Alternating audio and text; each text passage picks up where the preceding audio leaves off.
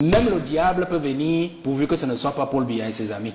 Je dis toujours que Biya était plus violent qu'Ahidjo. C'est quand il partira que vous entendrez des choses. Il était plus violent qu'Ahidjo, mais intelligemment violent. Il y a une conscience de la chefferie que les populations ont désormais. C'est-à-dire la conscience d'une chefferie inféodée par le pouvoir politique. Voilà le chef qui est dans le sud. La route Bolova à Komde, Kribi. Voilà une route qui traîne depuis plus d'une dizaine d'années chez vous dans le sud. Monsieur Oyan, professeur Oyan. Ben alors, est-ce que moi j'ai pas entendu la voix d'un chef dans cette affaire de route qui traîne?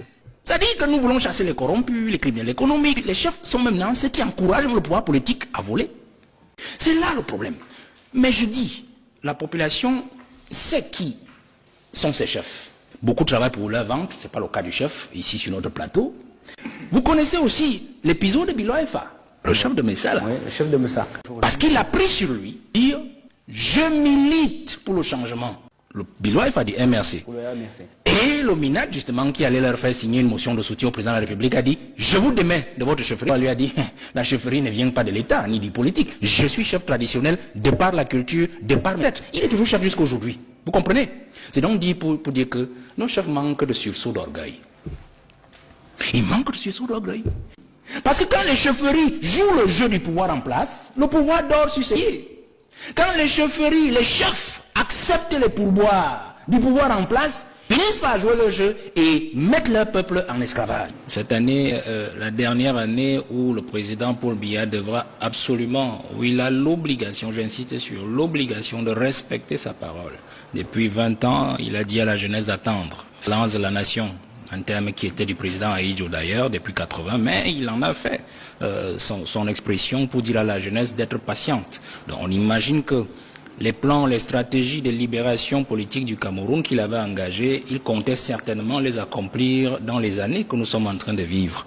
Et son âge étant déjà avancé, et vu les désordres qui se passent partout dans le pays, dans le moment, ce n'est un secret pour personne, la jeunesse est désormais mobilisée et plus fort pour 2025 pour dire au président, c'est le moment de réaliser votre promesse, c'est-à-dire de nous laisser le pouvoir. C'est cela que nous disons d'abord au président. La deuxième chose que nous disons au président, c'est que nous ne vous demandons pas, monsieur le président, de construire encore les immeubles, les routes. Vous n'en avez plus la force, on le sait très bien. Vous ne pouvez plus courir après, on dit à corps blanc, ces criminels économiques, ces inertes, ces sorciers, ces apprentis sorciers, ce sont ses propres termes. Tout ce que nous vous demandons, monsieur le président, c'est qu'avant de partir, de nous débarrasser de cette classe politique, de vos propres créatures, qui vous-même, de votre propre bouche, vous empêche de laisser un héritage à la nation. C'est la deuxième chose que la jeunesse lui dit. Pour que notre travail, après vous, monsieur le président, soit plus léger et plus facile. Nous n'avons pas les moyens qu'ils ont. Ils ont engrangé des milliards à travers des détournements, la corruption, la concussion, le népotisme et tout ce que vous savez. Nous n'avons pas ces milliards-là pour pouvoir les contrer après vous au cas où vous nous laissez toute cette bande de criminels économiques comme vous les avez appelés. Ça, c'est le deuxième message. Le troisième message, c'est de dire au président de la République, pour nous continuons à penser qu'il peut encore faire quelque chose pour la jeunesse dans le sens de la transition, parce qu'il peut encore peser de tout son... Nous ne considérons pas ce que les gens disent, que le président n'a pris toute sa tête, que le président est déjà vieux, qu'il se fait manipuler. Nous ne considérons pas ça. Nous estimons qu'étant encore assis là où il est assis, il est le chef. Il est le chef. Que même si sur 24 heures, comme ils disent qu'il n'a pris toute sa tête, il a au moins 30 secondes où il a toute sa... Il peut encore faire quelque chose. Donc, monsieur le président, nous disons ceci. Nous refusons de penser, la jeunesse camerounaise refuse de penser que vous voulez sortir de l'histoire par la honte, que vous voulez sortir de l'histoire par l'ine. Nous pensons aujourd'hui que vous avez encore la volonté de mériter l'élection que le peuple camerounais vous a donnée depuis 1984, date de la première élection devant le peuple que vous avez acquise. Donc voilà les trois messages principaux que nous envoyons au président de la République. Et nous nous disons, et moi je dis donc à la jeunesse, nous travaillons cette année pour que la jeunesse, nous nous mettons au travail, nous sommes déjà au travail depuis, pour que la jeunesse ait son programme, que la jeunesse soit un programme et que la jeunesse ait son candidat. Ça, nous l'aurons cette année.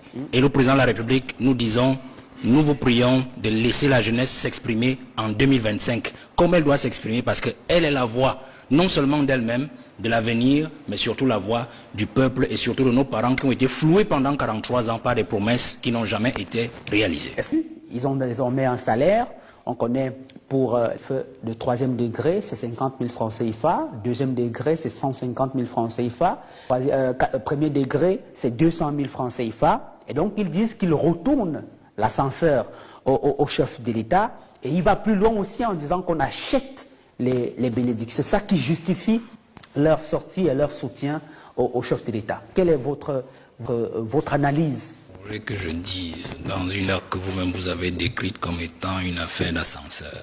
C'est pas moi. Je ne suis pas, on ne m'a pas invité dans l'ascenseur qu'il y a entre le président et ses chefs ou ses pairs, puisqu'il est aussi l'un des leurs. Donc il leur a donné l'argent, beaucoup d'argent, depuis un bon bout de temps. Je crois que c'est les décrets 2015, j'étais encore sur le terrain quand il fallait monter ces dossiers-là, dossiers d'homologation, ainsi de suite, en Minat. Donc moi je ne me sens pas concerné par les mouvements d'ascenseur. C'est tout à fait légitime. Une particulière avec l'un de leurs pairs. Là, je parle de chef à chef, il s'appelle Nomgui, donc il est de leurs. Mais sauf que le Nomgui, en tant que chef de chef, l'argent qu'il leur donne, ce n'est pas ce argent à lui, c'est l'argent des impôts des Camerounais.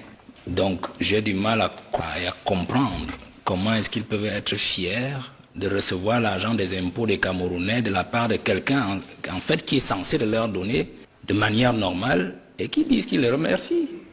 Moi, j'ai du mal à le croire, parce qu'en fait, les chefs n'inventent pas. Je reste d'abord sur ce premier point. Ils n'inventent pas cette attitude fataliste et déterministe de la société, c'est-à-dire dans laquelle, au régime de 82, nous a installés tous. On vient vous construire, on vient construire un hôpital dans votre village, et on vous dit de rédiger une motion de soutien ou une lettre de remerciement au président de la République, comme si il avait construit l'hôpital avec l'argent de ses poches.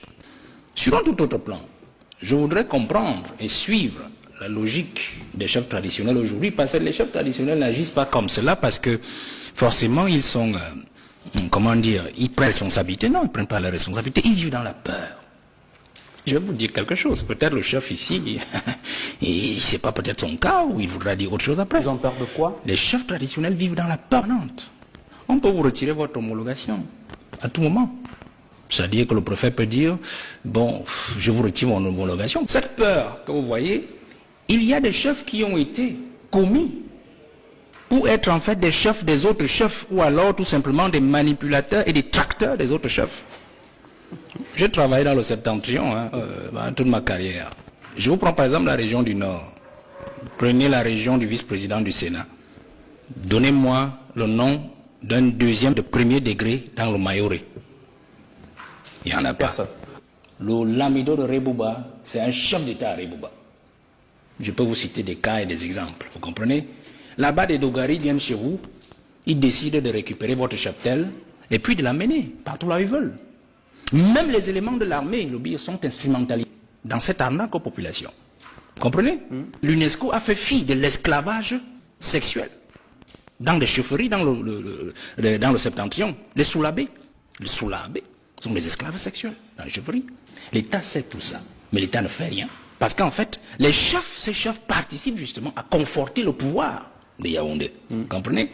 Je peux partir dans d'autres temples de chefferie pour vous montrer en fait cette subordination de la chefferie au pouvoir politique, au détriment des intérêts de l'État, de l'intérêt général et surtout développement des populations, de base sociale. Vous voyez? Donc ça vous dit que les chefs vivent dans la peur. Maintenant, sur un tout autre point, le pouvoir de Yaoundé a aussi profité de certaines, je ne vais pas dire des erreurs, de certaines pratiques du président Ahidjo dans le temps, parce que vous savez, entre 1958 et 1963, l'Amidbé dans le Nord s'était insurgé. Évidemment. Contre ce soit Ahidjo qui a été choisi parmi tous les fils valables du Nord pour être en fait le premier Camerounais, vous comprenez? Et Ahidjo leur en a voulu presque tout son temps parce qu'il avait des problèmes. On disait qu'il n'était pas camerounais, son père devait être malien, il devait être Nigeria, Baba et Toura et tout ça. Mais Ahidjo avait une pratique très simple. Tous les Libés qui lui résistaient, il les déportait. Il les déportait systématiquement.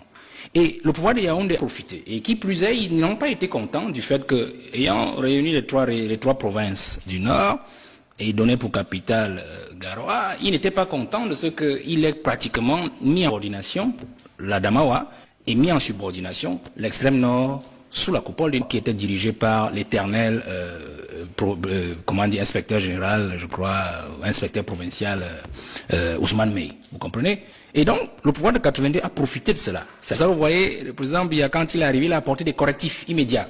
Il a scindé les 3 provinces, la province du Nord en 3 provinces. Il a autonomisé. Et pour ceux qui ont fait ces 3 régions, vont comprendre en fait la psychologie des gens de ce coin. Au fond, encore sur le plan sociologique, la chefferie aujourd'hui sert le pouvoir de Yaoundé. C'est tout à fait simple si vous voulez le savoir. Aïdjo avait une technique très simple. Même s'il y a une communauté chrétienne forte, animiste forte quelque part, le pouvoir traditionnel sera toujours tenu par un peuple. Vous allez par exemple prendre le cas, je prends seulement le cas de Dembo. Dembo, c'est un arrondissement dans la région du Nord et le département du Diamaré particulièrement. Vous allez voir par exemple les Fali. Les Fali, c'est pas des peuples. C'est pas des peuples, mais qui sont dirigés par exemple par des Lamido qui sont peuples. Vous comprenez? Donc, pour tenir toutes les provinces du Nord, le pouvoir central politique avait été de donner le pouvoir systématiquement au peuple, quelle que soit la teneur sociale de la population. Et c'est ce qui permettait à Aïdjo et puis à Biya de tenir ces grandes régions. Et là, vous voyez que cela a eu tellement d'influence sur les mentalités que beaucoup de chrétiens et d'animaux ont même commencé à s'islamiser en se disant il faut devenir peuple par islamisation afin de pouvoir prétendre à espérer quelque chose de ces régimes. Votre président de l'Assemblée nationale, c'est un chrétien. Hein? C'est un chrétien, il n'a pas toujours été musulman. Aujourd'hui, les gens même ont tellement oublié la jeunesse. Si vous demandez à un jeune si l'Assemblée nationale est peul, il va vous dire qu'il est peul, il n'est pas peul, c'est un chrétien. C'est un chrétien. Donc le problème de ce point, c'est justement cette peur qui utilise le pouvoir de Yaoundé constamment pour pouvoir tenir.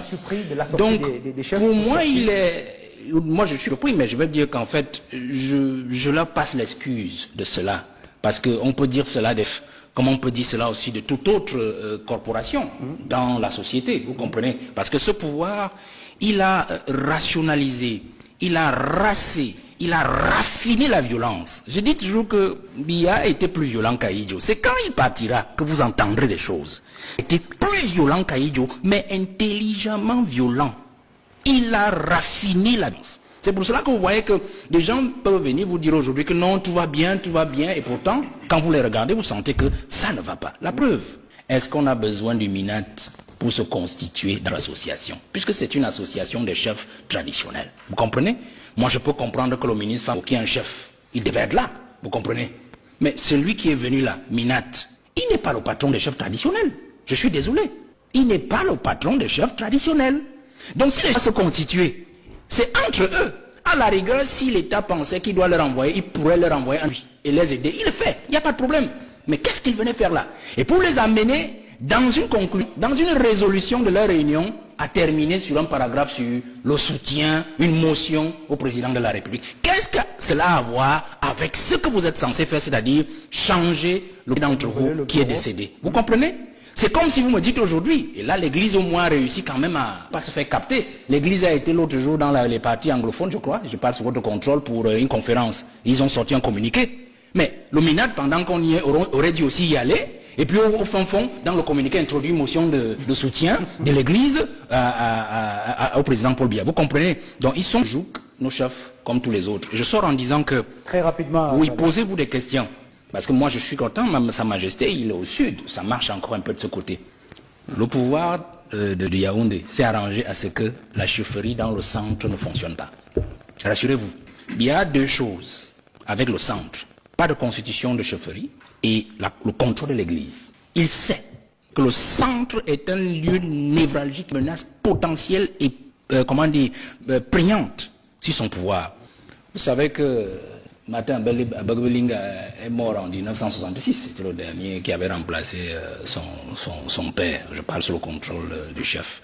C'est la chefferie des Beneux. Wondo est Beneux ici. À Foulan, je veux dire Foulan, vous êtes ici. Il y a une dame qui est allée là, je ne sais pas. Bon, après, ça fait pchit. Aujourd'hui, est-ce que vous pouvez me dire la suite de la chefferie de Yaoundé? Il n'y a pas de suite. Parce que Yaoundé n'en veut pas.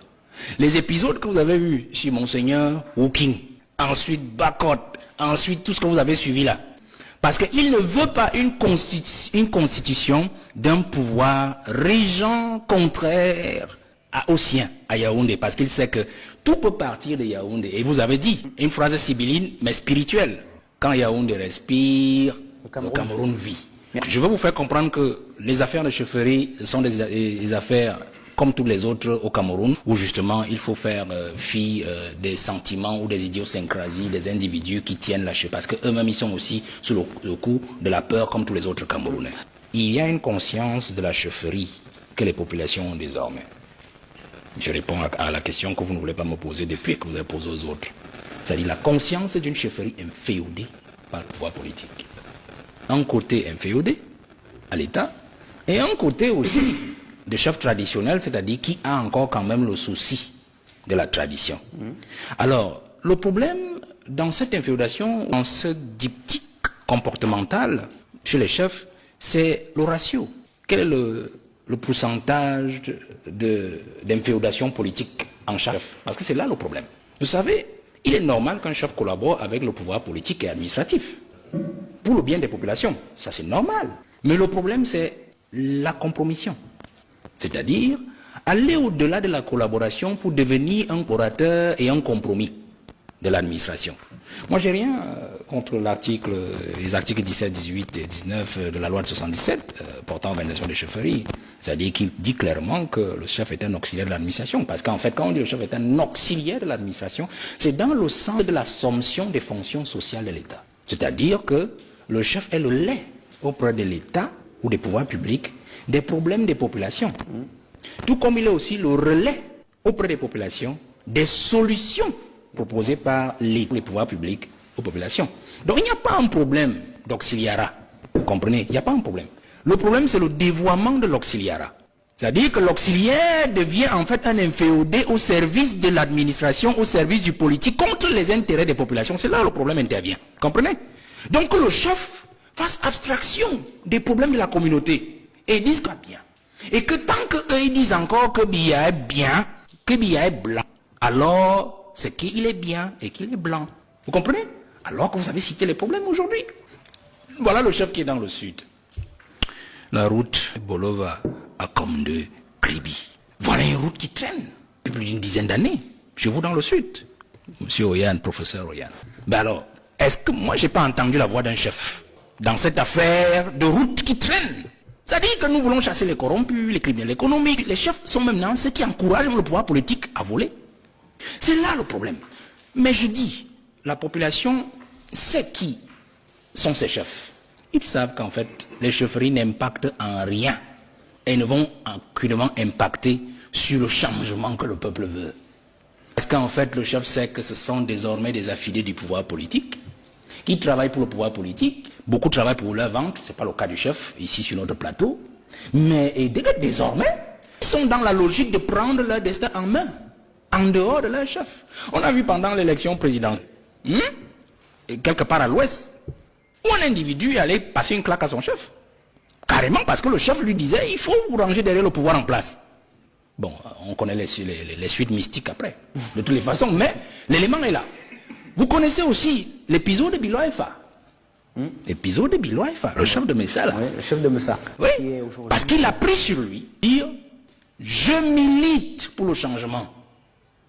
Le Biloifa dit MRC. Pour le MRC. Et le MINAD, justement, qui allait leur faire signer une motion de soutien au président de la République, a dit, je vous démets de votre chefferie. On lui a dit, la chefferie ne vient pas de l'État, ni du politique. Je suis chef traditionnel de par la culture, de par la tête. Il est toujours chef jusqu'à aujourd'hui. Vous comprenez? C'est donc dit pour dire que nos chefs manquent de sursaut d'orgueil. Ils manquent de sursaut d'orgueil. Moi, je suis content de la phrase que Sa Majesté a utilisée tout à l'heure pour dire, notre argent, c'est-à-dire l'argent des chefs, est dans les poches de leur sujet. Si votre argent est dans les poches de vos sujets, qu'allez-vous encore chercher à côté du pouvoir de Yaoundé? Restez avec vos sujets. Travaillez vos chefferies. Travaillez au bonheur de votre chefferie. C'est même en vous rebellant en permanence contre le pouvoir en place sur ce qui ne fait pas bien que vous allez bousculer les lignes. Parce que quand les chefferies jouent le jeu du pouvoir en place, le pouvoir dort sur ses pieds. Quand les chefferies, les chefs acceptent les pourboires du pouvoir en place, ils finissent par jouer le jeu et mettre leur peuple en esclavage. C'est ça aujourd'hui qui fonctionne. Regardez dans les villages. Moi j'ai vu, quand on distribuait les seaux maçons, il y a l'épisode du chef, c'était chez vous dans le sud, où le chef a dit, vous me donnez 3 seaux, je ne sais pas combien de seaux, 3 seaux et du savon. Ma population c'est tant de personnes. Qui va se laver dans ce seau? Qui va? Je n'en ai pas besoin. Voilà un chef. Dieu seul sait ce qui lui est arrivé après. Je ne sais pas si il est toujours chef aujourd'hui. Je n'ai pas cherché. Merci beaucoup, Majesté. Vous voyez? Mais on a vu des volets de bois du préfet immédiatement. Et puis l'administration des correspondances et des correspondants n'ont plus finir. Vous comprenez? Cet épisode est resté dans l'histoire. Parce que c'est ce qu'on attend de la chefferie. C'est ce qu'on attend des chefs. Donc moi, je voudrais dire à Sa Majesté, moi j'apprécie beaucoup votre franc-parler. La main que vous avez levée effectivement sur cet argent-là. J'espère que, comme vous avez dévoilé le montant que vous avez reçu aujourd'hui, vous n'avez pas créé de problème à beaucoup, qui étaient chargés simplement peut-être de vous acheminer ce qu'il vous aurait fallu comme subside pour vous permettre de travailler. J'apprécie beaucoup votre franc-parler et votre sagesse. Mais je vais dire, pour sortir, que M. Bruno Abidjan, la chefferie a un problème au Cameroun, un problème sérieux. Et il faudrait qu'au prochain Reich, moi je l'appelle le Reich, que l'on ramène la chefferie justement à la tradition. Qu'elle fonctionne comme elle doit fonctionner, c'est-à-dire une collaboration traditionnelle et spirituelle du pouvoir temporel. Un peu comme l'Église est une collaboration spirituelle du pouvoir temporel. C'est cet équilibre-là, ce jeu d'opposition, qui fera justement que le peuple puisse toujours tirer du vrai et avoir la vérité de son développement et de son bonheur dans la société. Sinon, nous n'y arriverons pas. De deux, c'est que les chefs comprennent une chose, ils ne sont pas chefs du fait du pouvoir politique. L'homologation n'est qu'un papier. Je l'ai dit quand j'étais au commandement, il y avait des chefs qui venaient pleurer dans mon bureau. Monsieur le préfet, je n'ai pas d'homologation, je veux les 50 000. Et on leur disait, on va faire comment? Vous êtes un chef. Et votre chefferie suppose que vos familles sont la première ressource de votre terroir. Vous n'avez pas besoin de ces 50 000, de ces 100 000, de ces 200 000. Je vous prends le cas de Lamibé, dans le Septentrion. Vous savez que lorsqu'un camion, un plateau de sacs d'oignons, je dis n'importe quoi, ou d'igname, arrive au marché central de Marois, sur chaque sac qui touche le sol, du camion au sol, le lamido a un impôt. Il a un impôt. Vous ne payez pas, vous ne déchargez pas. Aussi simple que ça. Donc il y a un impôt particulier pour les chefs. Là-bas, ça fonctionne comme ça. Donc le lamido, là, à qui vous donnez la premier degré de Marois, qui vous donne 200 000, il n'est pas à 200 000 près. Parce qu'en fait, de par la tradition, de par les règles du terroir, il a ses sources de revenus. Et il a un moyen pour mettre à l'aise ses populations. Si vous avez un conflit en plein marché, la première personne à laquelle vous courez, ce n'est pas le sous-préfet, c'est le lamido. C'est lui qui tranche les problèmes de place, de ceci et de... Parce qu'il y a un impôt de l'État et il y a un impôt de la tradition ou un impôt de la chefferie, vous comprenez? Donc il n'a même pas besoin de ces 200 000 francs, vous comprenez? Que ce soit le premier degré, le troisième degré aussi, dans les régions septentrionales. C'est pour ça que je dis qu'il y a des chefs différents. Mais je vais seulement dire que les stigmates du politique, notamment depuis Aïdjo, ont été perpétués par le président Paul Biya qui en a profité. Et on ne devrait pas s'offusquer aujourd'hui que nos chefs soient effectivement ce qu'ils sont aujourd'hui. Et comme le chef disait, je sors par là et je suis d'accord avec lui, il faudrait aussi que nous, les citoyens, nous apprenions à les comprendre. D'accord, à les comprendre. Parce qu'il a bien dit une chose, et parce qu'on aurait pu faire tout un livre dessus sur l'évolution de la chefferie. La chefferie d'hier n'est pas la chefferie d'aujourd'hui. Non seulement parce que l'environnement sociopolitique a changé, mais aussi parce que les métiers, la psychologie, les idiosyncrasies des chefs ont aussi évolué. Donc le chef d'hier n'est pas le chef d'aujourd'hui. Le chef d'aujourd'hui a encore plus de défis à s'adapter à la modernisation, au vent du changement, du développement et aussi à l'évolution des mentalités. Dites à un enfant qui est né, un enfant de l'Ouest, un Baham qui est né à Yaoundé, qui a grandi à Yaoundé, vous lui dites le chef Baham dit que s'il faut enterrer quelqu'un, il faut payer un impôt, mais il n'est pas dans votre histoire là. Vous comprenez? Donc le chef Baham a besoin de multiplier d'autres intelligences pour pouvoir s'assurer que ces sujets comprennent aussi l'évolution de la chefferie et la nécessité de pouvoir contribuer à l'évolution de la chefferie du village. Il va du chef Baham à l'ouest, du Bissau, de l'autre côté ou au septentrion. Donc c'est important de l'aide des douanes aussi.